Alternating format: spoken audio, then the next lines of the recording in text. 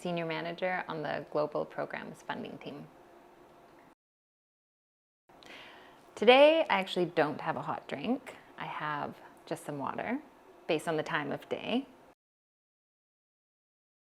Yeah, I guess I came into the international development space shortly after my master's. I felt that I always wanted to be in a role where writing was involved, and I focused on post-colonial and diasporic literature in my master's, and so wanted to translate that into something that felt meaningful day to day. I felt just really inspired after school. Yeah, so food is a super crucial part, obviously, of any child's life. Globally, more than 60 million children go to school hungry every single day. At Street Child, obviously, this is unacceptable. If we want every child to be safe in school and learning, they can't really learn and develop if they can't concentrate, if they can't focus, if they don't have the ability to think about anything else other than their rumbling tummy. So with education, it has such a knock-on effect. It's tied to their parents' ability to even send them to school, whether children instead should be helping earning an income to actually put food on the table for the wider family, but also when they're actually physically in school, food impacts their ability to actually retain knowledge and concentrate. And so you can't actually have any progress if you're sitting hungry every day. This impacts girls in a very different way than boys.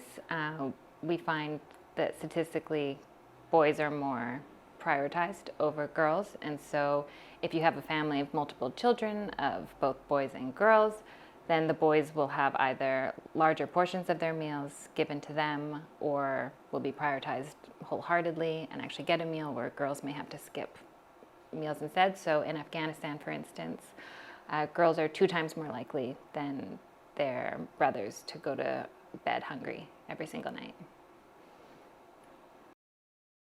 The 16 Days of Activism is a global campaign celebrated and championed by charities and feminist organizations all around the world. It's meant to raise awareness and join together to raise our voices against eliminating violence against women and girls. And this is largely centered around the fact that every 11 minutes, a woman or girl is killed by a close family member, which is pretty horrific. So the 16 days starts on November 25th each year, and that's the day, the international day that marks the day to eliminate violence against women and girls, and it culminates on the 10th of December, which is International Human Rights Day. For Street Child's work, this is particularly important for us to think about based on gender inequality, and when we work in such tough and complex crisis zones where violence happens, whether that's sexual, whether that's gender-based, but girls are disproportionately disadvantaged, and the knock-on effects of that escalating is obviously really dire. So in Afghanistan, for instance, they're the only country in the world that's now banning access to education, which is a human right, based on gender and gender alone. In South Sudan, 1 in 2 girls are married off by the time that they're 18, which again is just pretty horrific.